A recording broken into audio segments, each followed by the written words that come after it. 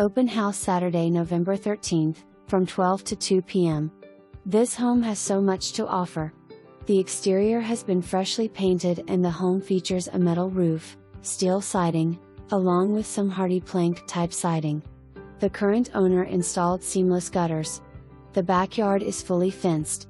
Inside, it is a spacious ranch with main floor laundry and 3 bedrooms. The kitchen does have a pantry and there is room to add an island. The kitchen has new, quality appliances. Cozy up by the fireplace in the living room. It is a wood-burning fireplace normally, however it has a convenient electric insert installed that will stay with the property. The main floor bathroom is a full bathroom that is nicely updated with modern touches. The main floor also has a large cedar closet for storage.